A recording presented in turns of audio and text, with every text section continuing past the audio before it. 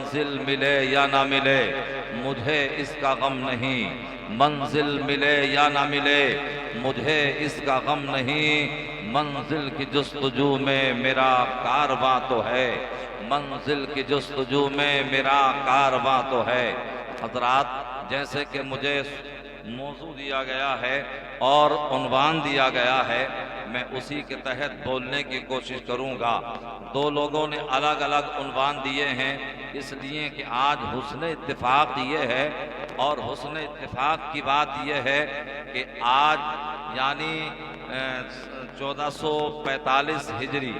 شروع ہو چکی ہے اور اسلامی نئے سال کا آغاز ہو چکا ہے، اور آج یہ ماہ محرم الحرام کی پہلی تاریخ ہے۔ اور آپ جانتے ہیں اور سنتے رہتے ہیں کہ جیسے ہی ماہ محرم الحرام کا چاند نظر آتا ہے پوری دنیا میں تاریخ کربلا جگمگانے لگتی ہے۔ اب اللہ نے جسے جتنی وسعت عطا فرمائی ہے، اللہ نے جسے جتنی توفیق عطا فرمائی ہے،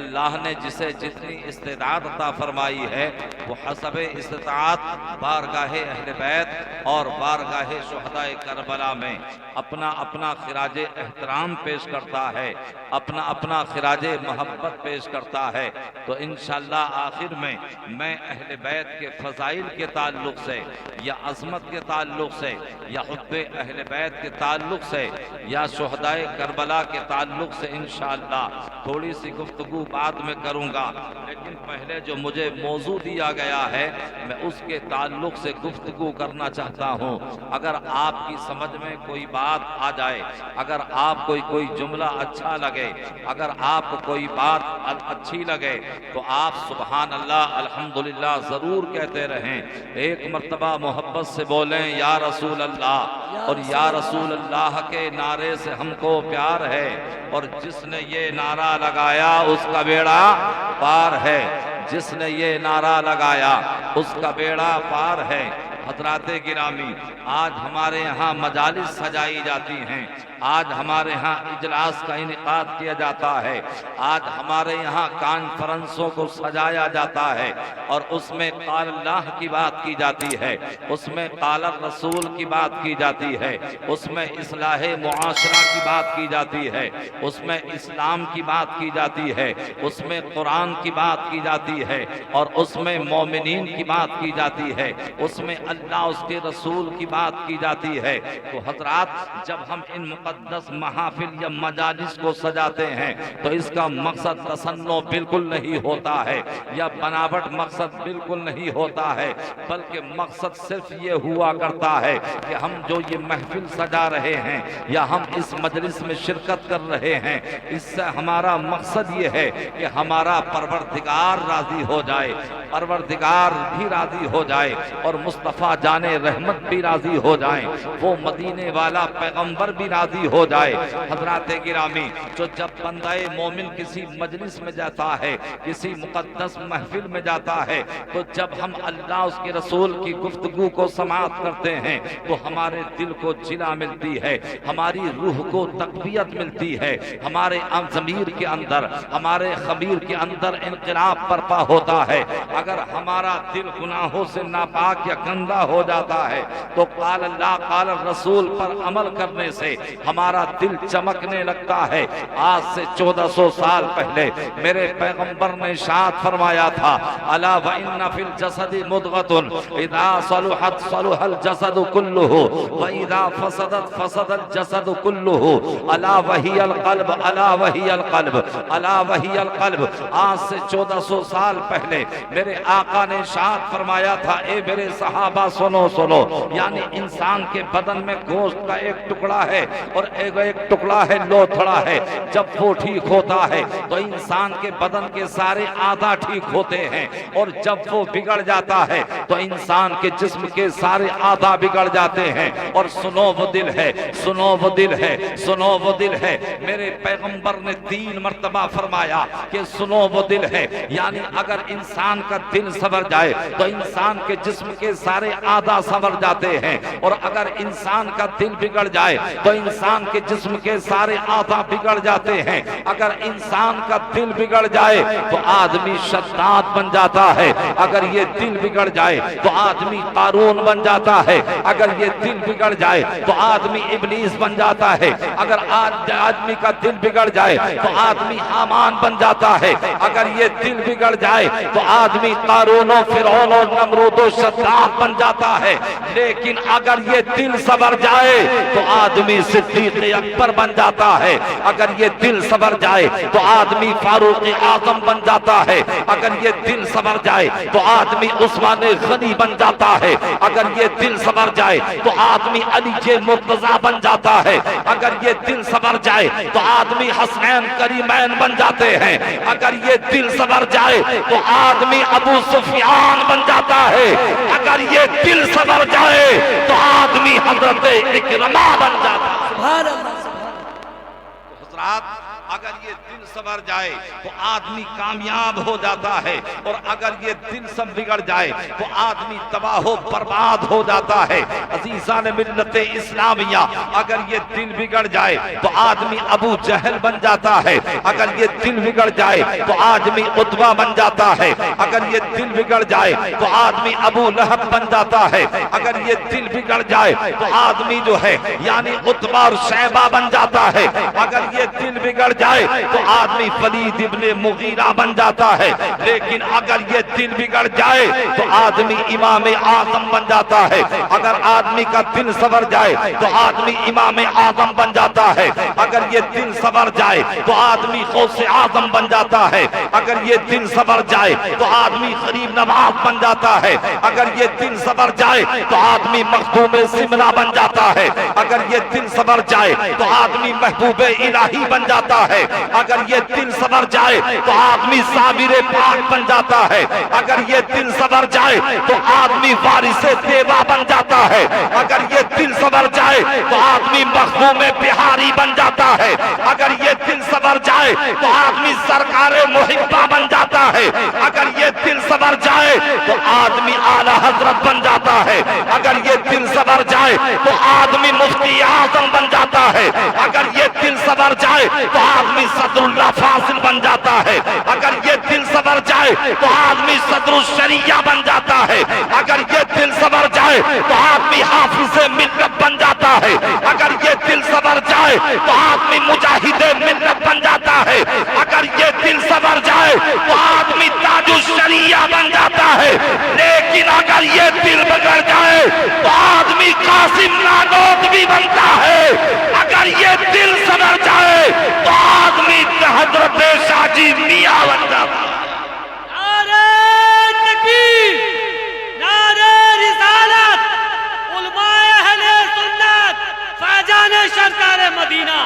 نعرہ تکبیر۔ اپنے دلوں کو سنوارنے کی ضرورت ہے، اپنے دلوں پر کنٹرول کرنے کی ضرورت ہے۔ آدمی جب اپنے دل کو سنوار لیتا ہے تو دونوں جہان میں کامیاب ہو جاتا ہے۔ اگر آدمی دل پر کنٹرول نہ کرے تو آدمی اس دنیا میں ذلیل ہو جاتا ہے، اس دنیا میں عزت پا رہا تھا مگر ذلت کا شکار ہو جاتا ہے، عظمت پا رہا تھا مگر ذلت و رسوائی کا شکار ہو جاتا ہے۔ لہذا اپنے دل پہ کنٹرول کرنے کی ضرورت ہے، اپنے دلوں کو سنوارنے کی ضرورت ہے۔ اور میرا پروردگار بھی فرماتا ہے قد افلح من زکاہا وقد خاب من دساہا، کہ کامیاب ہوا وہ جس نے اپنے دل کو پاک کر لیا، اور ناکام ہوا وہ جس نے اپنے دل کو گندگی سے آلودہ کر لیا۔ تو اے مسلمانوں، اپنے دلوں پر کنٹرول کرو، اس لیے کہ اگر یہ دل ہم نے سنوار لیا تو ہم کامیاب ہو جائیں گے، رب بھی ہم سے راضی ہو جائے گا،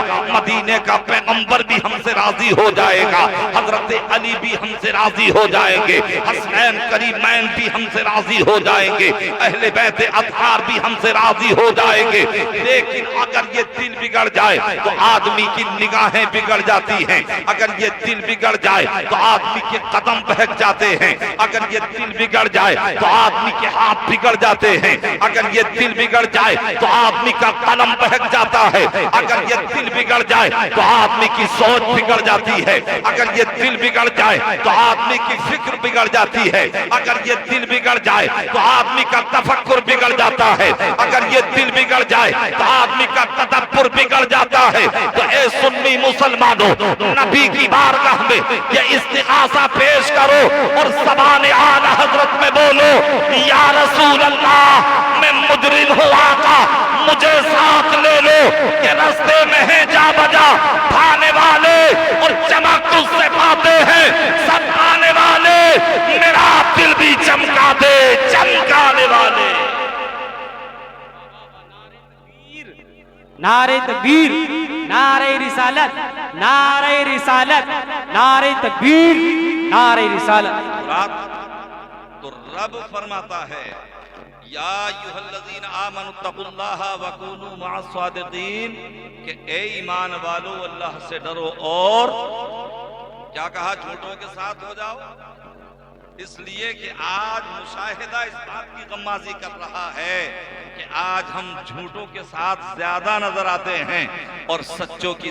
سنگت اختیار کم کرتے نظر آتے ہیں۔ لہذا حضرات گرامی، کاذبین کی صحبت اور جھوٹوں کی صحبت انسان کو تباہ و برباد کر دیتی ہے، اور صادقین کی محبت انسان کو رب تک پہنچا دیتی ہے اور جنت کا داخلہ عطا کر دیتی ہے۔ تو لہذا ہمیں اللہ کے سچے بندوں کی سنگت کی ضرورت ہے، ان کی رنگت کی ضرورت ہے، اس لیے کہ آج حالات بڑے ابتر ہیں، آج حالات بڑے خطرناک ہیں، آج حالات بڑے ناگفتہ بھی ہیں۔ آپ جانتے ہیں آج پوری دنیا کا کفر منظم ہو کر کے آج مسلمانوں کو اور مذہب اسلام کو مٹانے کے ناپاک منصوبے بنا رہا ہے۔ کوئی اذان پر پابندی لگانے کی بات کرتا ہے، کوئی ٹوپی پر پابندی لگانے کی بات کرتا ہے، کوئی ہماری مساجد کو مقفل کرنے کی بات کرتا ہے، کوئی مدرسے پر جو ہے ٹارگیٹ کر رہا ہے، کوئی کسی صورت میں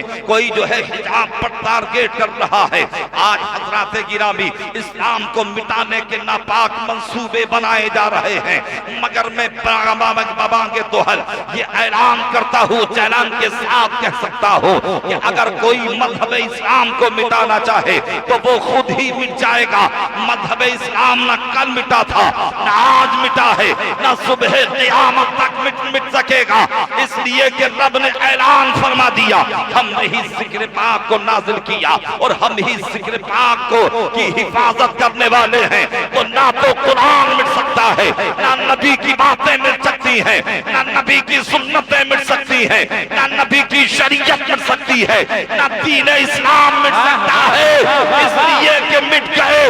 مٹتے ہیں، مٹ جائیں گے، آدھا تیرے،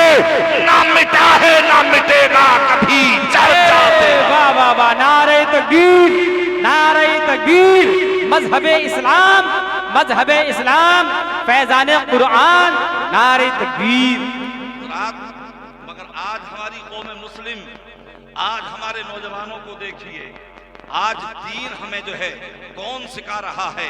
کیا ایک میڈیا والا ہمیں دین کی بات سکھائے گا؟ کیا ایک ٹی وی کا اینکر یا میڈیا کا اینکر یا ڈیبیٹ کرنے والے ہمیں دین کی باتیں سکھائیں گے؟ کیا وہ بتائیں گے حلال کیا ہے؟ کیا وہ بتائیں گے جو ہے یعنی حجاب میں کیا ہے؟ کیا وہ بتائیں گے کہ اذان سے کیا نقصان ہے؟ لہذا جسے پیشاب کرنے کا ڈھنگ نہ آتا ہو، جسے کھانے کا سلیقہ نہ آتا ہو، جسے پینے کا تمیز نہ ہو، وہ اسلام کی بات کیا سمجھا سکتا ہے؟ ہمارے اسلام کی بات تو ہمارے پیغمبر نے ہمیں بتا دی ہے، میرے آقا نے سب کچھ بتا دیا ہے کہ اے میرے غلاموں، اگر تمہیں کھانا ہے تو اس طریقے سے کھانا ہے، اگر تمہیں پینا ہے تو اس انداز سے پینا ہے، اگر تمہیں سونا ہے تو اس طرز پر سونا ہے، اگر تمہیں چلنا ہے تو اپنی نگاہیں نیچی کر کے چلنا ہے۔ اگر ہم نے مصطفیٰ کی باتوں پر عمل کیا ہوتا تو قسم خدا کی آپ دنیا والے جو یہ بکواس کرنے کی کوشش کر رہے ہیں ان کی زبانیں مسدود ہو جاتی، اور حقیقت بات تو یہ ہے جب ہم مصطفیٰ کے سچے وفادار بن جائیں گے تو دنیا کی کوئی طاقت ہمیں مٹا نہیں سکتی، بلکہ تم یہ اعلان کر دو کہ دنیا کے بتکدوں میں وہ پہلا گھر خدا کا ہم پاسباں ہیں اس کے، وہ پاسباں ہمارا باطل سے ڈرنے والے نہیں ہے آسماں ہم 100 بار کر چکا ہے تو امتحان واہ واہ واہ واہ واہ واہ واہ واہ، بہت اچھا بہت اچھا، سبحان اللہ سبحان ہے تو امتحان ہمارا۔ آپ دیکھیے کوئی ہماری طرح سے ٹوپی اوڑھ کر کے، آج کوئی ہماری طرح سے داڑھی رکھ کر کے آج جو ہے بکواس کرتا نظر آتا ہے کہ یا رسول اللہ نہیں کہنا چاہیے، یا غوث اعظم نہیں کہنا چاہیے، یا غریب نواز المدد نہیں کہنا چاہیے، یا صابر پاک المدد نہیں کہنا چاہیے، یا شرافت میاں المدد نہیں کہنا چاہیے، یا شاہ جی میاں المدد نہیں کہنا چاہیے۔ ارے نادانو، نبی کے اور اولیاء کرام کے مقام و منصب کو پہچانو۔ میں تم سے پوچھنا چاہتا ہوں، اس میں قباحت کی بات کیا ہے؟ اس میں برائی کی بات کیا ہے؟ اس میں نقص کی بات کیا ہے؟ کیوں نہیں کہنا چاہیے؟ ارے تم نے قرآن کو پڑھا نہیں ہے، قرآن کو تم نے سمجھا نہیں ہے، اور قرآن و حدیث کو سمجھنے کے لیے بہت چیزوں کی ضرورت پڑتی ہے۔ میں مثال کے طور پر آپ کو بتاؤں کہ اگر کوئی دنیاوی تعلیم حاصل کرنے والا اگر دل میں عزم مصمم رکھتا ہو، اگر پکا ارادہ رکھتا ہو کہ مجھے ڈاکٹر یا انجینئر بننا ہے، مجھے لائر یا پروفیسر بننا ہے، تو اسے رات میں بھی محنت کرنی ہوگی، اسے دن کے اجالے میں بھی مشقت کو اٹھانا ہوگا۔ اب رات کی تاریکی میں، شب تجور کے سناٹے میں، جب کہ پوری دنیا رات کو آرام سے سوتی ہے، مگر ایک ڈاکٹر بننے والا بچہ، ایک انجینئر بننے والا بچہ، ایک لائر بننے والا بچہ رات کو سوتا نہیں ہے، بلکہ وہ ورز گردانی کرتا ہے، وہ کتابوں کا مطالعہ کرتا ہے، وہ اپنے دماغ کو خرچ کرتا ہے، وہ کتابوں پر محنت کرتا ہے۔ تو پتا چلتا ہے کہ IAS میں اس کا 1 نمبر آیا ہے، اس کی 10 نمبر رینک آئی ہے، اس کی 20 نمبر رینک آئی ہے۔ لہذا میرے بھائیوں، اگر کوئی ضدی نوجوان رات کی تاریکی میں یعنی کتاب کو سامنے رکھ لے، مگر وہ کہے مجھے اجالے کی ضرورت نہیں ہے، مجھے لائٹ کی ضرورت نہیں ہے، مجھے ضیاء کی ضرورت نہیں ہے، مجھے نور کی ضرورت نہیں ہے، آپ بھی ذی شعور اور اہل خیرت ہیں، میں آپ سے پوچھنا چاہتا ہوں، مجھے ذرا یہ بتاؤ کہ اگر وہ رات کی تاریکی میں اگر وہ کتاب کو پڑھنا چاہے تو کیا کتاب کو پڑھ سکتا ہے؟ مطلب ہی نہیں ہے۔ اگر کتاب کو وہ اٹکل سے پڑھ لے تو اٹکل سے پڑھ تو سکتا ہے، مگر کما حق ہو اس کتاب کو سمجھ نہیں سکتا ہے۔ تو پتہ یہ چلا کہ دنیاوی کتاب کو پڑھنے کے لیے دنیاوی لائٹ و روشنی چاہیے، اور قرآن و حدیث کو سمجھنے کے لیے حب مصطفیٰ کی روشنی چاہیے۔ یا رسول اللہ، آنکھ والا تیرے جوبن کا تماشا دیکھے اور دیدہ غور کو کیا نظر کیا دیکھے۔ سبحان اللہ سبحان اللہ۔ میں یہ بتانا چاہتا ہوں کہ اولیاء کرام کو مدد کے لیے یا انبیاء کرام کو مدد کے لیے پکارنا بالکل 100% جائز ہے، اور ہم اپنی منشا سے اپنی مرضی سے کوئی بھی عمل نہیں کرتے۔ الحمدللہ ہمارا ہر عمل قرآن و حدیث کی روشنی میں ہوتا ہے۔ عزیزان ملت اسلامیہ، تو میں بطور تمثیل آپ کو بتاؤں گا حضرات گرامی، جسے کہ آپ نے نام سنا ہوگا، حضرت شاہ ولی اللہ محدث دہلوی رحمت اللہ تعالی علیہ۔ ہم بھی انہیں مانتے ہیں، نجدی بھی انہیں مانتے ہیں، اور غیر مقلد بھی انہیں مانتے ہیں، اور سب کے سب اہل حدیث بھی انہیں مانتے ہیں۔ تو میں ان سے کہنا چاہوں گا کہ اگر تم انہیں اپنا رہبر مانتے ہو، اگر تم انہیں اپنا قائد مانتے ہو، اگر تم انہیں اپنا بڑا مانتے ہو، اور اگر تم حدیث ان سے لیتے ہو تو ان کے اصول پر بھی عمل کرو، ان کے فرامین پر بھی عمل کرو، ان کی تصنیفات کو بھی مانو۔ حضرات گرامی، حضرت شاہ ولی اللہ محدث دہلوی رحمت اللہ تعالی علیہ اپنی کتاب انفاس العارفین کے یعنی صفحہ 144 پر ایک واقعہ نقل کرتے ہیں کہ میرے والد گرامی حضرت شاہ عبد الرحیم علیہ الرحمت والرضوان اکبر آباد میں علامہ زاہد کی درسگاہ میں پڑھا کرتے تھے۔ میں یہ بتانا چاہتا ہوں کہ واقعی اللہ والے مدد کرتے ہیں یا نہیں کرتے ہیں، وہ استمداد کرتے ہیں یا نہیں کرتے ہیں، وہ ہماری فریاد کو پہنچتے ہیں یا نہیں پہنچتے ہیں۔ آپ واقعہ نقل کر کرتے ہیں کہ میرے والد گرامی حضرت علامہ زاہد اکبر آبادی کی درسگاہ میں پڑھتے ہیں. ایک مرتبہ پڑھنے کے لیے گئے تو حضرت شیخ سعدی کی کتاب کے اسباق اور سبق پڑھ رہے تھے. یہاں تک کہ حضرات گرامی مدرسے میں کتاب کو پڑھا, سبق پڑھنے کے بعد اپنے گھر کی طرف چل دیتے ہیں. بہت زیادہ لمبی گلی تھی, اپنے سبق کو پڑھتے چلے آ رہے تھے. پڑھتے پڑھتے جب فارسی کے یعنی آپ مقطع پر آئے, سبق کے آخری مصرے پر آئے تو آپ نے پڑھا سعدی بشوئے لوح دل اد نقش غیر حق, اے سعدی اپنی دل کی تختی سے تو باطل نقوش کو دھو ڈال. اور حضرات گرامی آپ نے یہ تو مصرع پڑھا مگر مصرع اولا کے بعد مصرع ثانی یاد نہیں آ رہا ہے. اور حضرات شاعر کے شعر کے مفہوم, شعر کا مفہوم اس وقت مکمل ہوتا ہے جبکہ مصرع اولا کے ساتھ مصرع ثانی بھی لگا دیا جاتا ہے. حضرت شاہ عبد الرحیم علیہ رحمت والرضوان بار بار پڑھ رہے ہیں مگر مصرع اولا تو پڑھنے میں آ رہا ہے, مصرع ثانی ذہن میں نہیں آ رہا ہے. بڑے شرمندہ ہو رہے ہیں کہ اتنے پیسے بھی نہیں ہیں جو میں کتاب لے لوں زماز بازار سے اور سبق کو یاد کر لوں, اس لیے کہ ذہن پر بڑا اعتماد تھا, ذہن پر بڑا بھروسہ تھا. اب آپ شرمندہ ہو رہے ہیں, اب آپ پریشان ہو رہے ہیں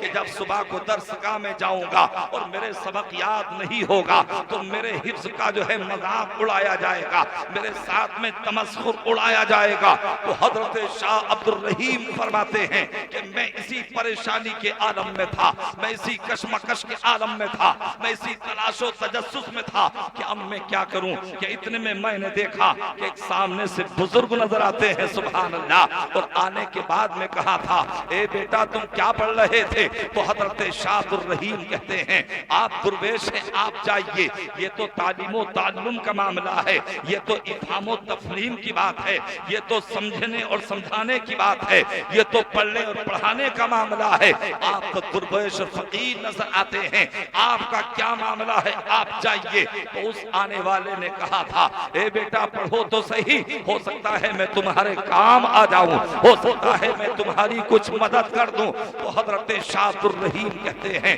کہ آپ نے پڑھنا شروع کیا کہ جب میں نے پڑھنا شروع کیا اور پڑھتے پڑھتے میں مصرع اولا پر آیا اور آخر میں جب میں نے مصرع اولا پڑھا کہ سعدی بشوئے لوح دل اد نقش غیر حق, اے سعدی اپنے دل کی تختی سے باطل نقوش کو دھو ڈال. تو ان بزرگ نے کہا تھا آگے پڑھو. کہا حضور جو بات نیچے آنے والی ہے, جو مصرع ثانی آنے والا ہے, وہی تو میں بھول چکا ہوں, وہی تو مجھے یاد نہیں آ رہا ہے. تو حضرات گرامی پھر آنے والے نے کہا اے نوجوان پھر پڑھو. پھر آپ نے پڑھا سعدی بشوئے لوح دل اد نقش غیر حق. تو ان بزرگ نے کہا علم کی راہ بحق نہ نمایاں جہالت اس, یعنی وہ علم جہالت ہے جو ماں باپ کا ادب نہ سکھائے, وہ علم جہالت ہے جو مسجد کے دروازے پر نہ لے جائے, وہ علم جہالت ہے جو مصطفیٰ کا ادب نہ بتائے, وہ علم جہالت ہے جو غوث و خواجہ کا در کا اسیر نہ بنائے,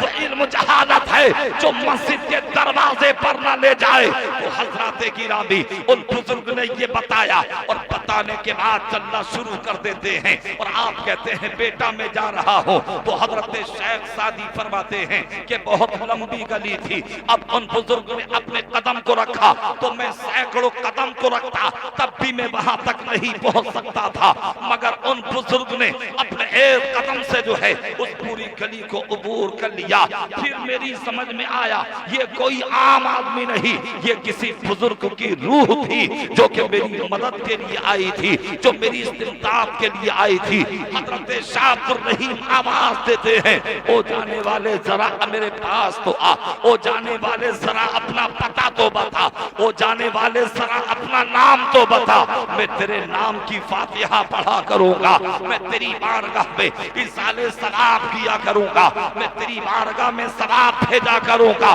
او جانے والے ذرا نام تو بتا. تو انہوں نے کہا تھا اے بیٹا شاہ عبد الرحیم تم جس کتاب کا سبق پڑھ رہے تھے, شیخ سعدی کی کتاب کا سبق پڑھ رہے تھے, میں وہی شیخ سعدی ہوں جو ملک ایران سے ملک ہندوستان میں اپنی کتاب کا سبق بتانے کے لیے سبحان اللہ سبحان اللہ. حضرت شیخ سعدی کو وصال کیے ہوئے 500 سال سال گزر چکے تھے، آج بھی آپ کا مزار ایران میں ہے، اور یہ کتاب کہاں پڑھی جا رہی تھی؟ دلی کی سرزمین پر پڑھی جا رہی تھی۔ حضرت شیخ سعدی رضی اللہ تعالی عنہ ملک ایران سے اپنی کتاب کا سبق بتانے کے لیے آئے ہیں، اور آپ جانتے ہو یہ کون ہیں؟ یہ شاگرد ہیں علامہ ابن جوزی کے، اور علامہ ابن جوزی ہیں غلام غوث اعظم کے۔ وہ جب غوث اعظم کے غلام کا عالم یہ ہے، غلام کے شاگرد کا عالم یہ ہے، تو نبیوں کے امام کا عالم کیا ہوگا؟ مختار دو جہاں کا عالم کیا ہوگا؟ جب ان کے گدا بھر دیتے ہیں شاہان زمانہ کی جھولی، محتاج کا جب یہ عالم ہے تو مختار کا عالم کیا ہوگا؟ آج کا جب یہ عالم ہے تو مختار کا عالم کیا ہوگا؟ تو پتہ یہ چلا کہ اللہ والے وعدے وصال بھی اپنے غلاموں کی مدد کرتے ہیں۔ حضرات گرامی، اولیاء اللہ لا یموتون بل ینتقلون من دار الی دار، اللہ والے مرتے نہیں ہیں بلکہ ایک مکان سے دوسرے مکان کی طرف منتقل ہو جاتے ہیں، ایک مکان سے دوسرے مکان کی طرف چلے جاتے ہیں۔ جیسے وہ زمین پر چلتے تھے ویسے ہی زمین میں سنتے ہیں، جیسے زمین پر زندہ تھے ویسے ہی زمین میں زندہ ہیں، جیسے زمین پر مدد کرتے تھے ویسے ہی زمین میں مدد کرتے ہیں۔ تو اسی لیے تو میرا امام پر جستہ پکار اٹھا کہ تو زندہ ہے واللہ، تو زندہ ہے واللہ، میرے چشم عالم سے چھپ جانے والے۔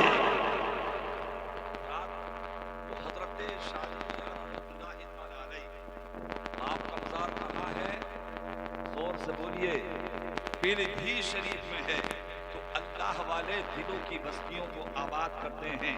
اسیر کفر کو ہر عیب سے آزاد کرتے ہیں، اور چلا آتا ہے بیت اللہ خود ان کی زیارت کو صمیم قلب سے جو مصطفیٰ کو یاد کرتے ہیں۔ حضرات گرامی، حضرت شاہ جی میاں رحمت اللہ تعالی علیہ کا زمانہ ہے، آپ دونوں یعنی آپ دنیا میں موجود ہیں اور آپ پیلی بھیت کی سرزمین پر آپ موجود ہیں اور اپنا فیض پوری دنیا میں بکھیر رہے ہیں۔ آج لوگ کہتے ہیں، آج ہم نے گروہ بنا لیے ہیں کہ یہ ثقلینی ہیں، یہ رضوی ہیں، یہ امانتی ہیں، یہ چشتی ہیں، یہ قادری ہیں، مگر سرکار فرماتے ہیں اتبعوا السواد الآدم فإنه من شذ شذ فی النار، یعنی بڑے گروہ کی پیروی کرو، جو ان سے الگ ہوا تو وہ کاٹ کر کے جنت میں جہنم میں الگ ہی ڈالا جائے گا۔ لہذا ہم اہل سنت والجماعت، چاہے وہ قادری ہو، چاہے وہ رضوی ہو، چاہے وہ شرافتی ہو، چاہے وہ شیری ہو، سب کے سب ہم اہل سنت والجماعت ہیں۔ شاخیں الگ الگ ہیں، سب کی منزل ایک ہے، سب کا منتہا ایک ہے، اور سرکار اعلیٰ حضرت میں اور شاہ جی میاں میں بہت پکی دوستی تھی۔ جب آپ بریلی تشریف لاتے شاہ جی میاں تو اعلیٰ حضرت سے ملاقات کرتے، اور جب اعلیٰ حضرت پیلی بھی شریف تشریف لے جاتے تو حضرت شاہ جی میاں سے ملاقات کرتے۔ عزیزان ملت اسلامیہ، تو میں عرض یہ کرنا چاہتا ہوں کہ اللہ والے دین کو کیسے پھیلاتے ہیں۔ حضرات گرامی، اس دور میں بھی منافقین تھے، بدعقیدہ لوگ تھے، اور ہر دور میں جو ہے یعنی منافقین رہے ہیں۔ کچھ لوگوں نے سوچا کہ چلو شاہ جی میاں سے وسیلے کے تعلق سے پوچھتے ہیں کہ وسیلہ تم کیوں مانتے ہو؟ رب فرماتا ہے یا ایھا الذین آمنوا اتقوا اللہ وابتغوا الیہ الوسیلہ، کہ اے ایمان والو اللہ سے ڈرو اور رب کی طرف وسیلہ تلاش کرو۔ تو ہم ہیں جو کہ وسیلے کے قائل ہیں، اپنی منشا سے نہیں بلکہ قرآن اعلان کر رہا ہے۔ حضرات گرامی، تو انہوں نے وسیلے کے تعلق سے سوچا کہ شاہ جی میاں سے پوچھیں گے کہ تم وسیلے کے قائل کیوں ہو، لوگوں کو وسیلے کی دعوت کیوں دیتے ہو؟ لیکن اللہ والا جو ہے ہمارے دلوں کے حالات سے واقف ہوتا ہے، اس لیے کہ میرے آقا نے بھی ارشاد فرمایا، میرے آقا فرماتے ہیں اتقوا ان فراست المؤمن فإنه ينظر بنور اللہ، کہ تم مومن کی فراست سے ڈرو کہ وہ اللہ کے نور سے دیکھتا ہے۔ اس لیے علماء فرماتے ہیں کہ جب تم علماء کی محفل میں جاؤ تو اپنی زبان پر کنٹرول رکھو، اور جب تم اولیاء کرام کی بارگاہ میں جاؤ تو تم اپنے دلوں پر کنٹرول رکھو. اس لیے علماء زبان پر نگاہ رکھتے ہیں اور اللہ والے دلوں پر نگاہ رکھتے ہیں. حضرات گرامی اب یہ 3-4 لوگ گئے پیلی بھیت کی سرزمین پر، مگر حضرت شاہ جی میاں نے سمجھ لیا کہ کچھ دین کے دشمن آ رہے ہیں، وسیلے کے دشمن آ رہے ہیں.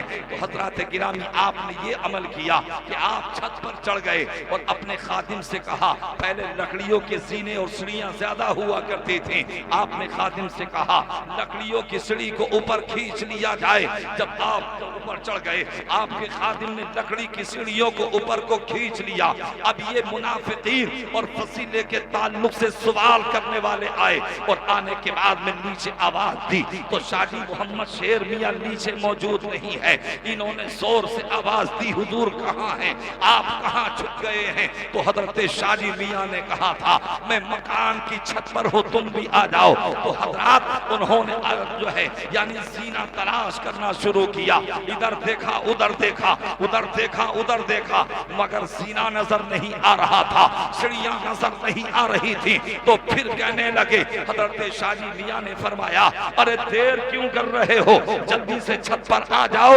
تو ان لوگوں نے کہا حضور ہم سڑیاں اور زینہ تلاش کر رہے ہیں مگر ہمیں زینہ نہیں مل رہا ہے. تو پھر حضرت شاہ جی میاں نے فرمایا ارے تم بغیر سینے کے، بغیر سڑیوں کے جب تم میرے پاس تک نہیں آ سکتے تو بغیر وسیلے کے تم خدا تک کیسے پہنچ سکتے ہو؟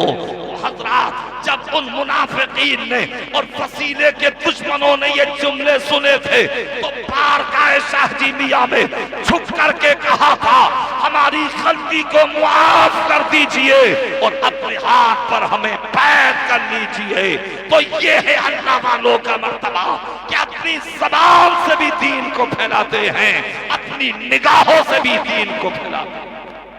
بے شک سبحان اللہ. نعرہ تکبیر، نعرہ رسالت، فیضان سازی میاں حضور،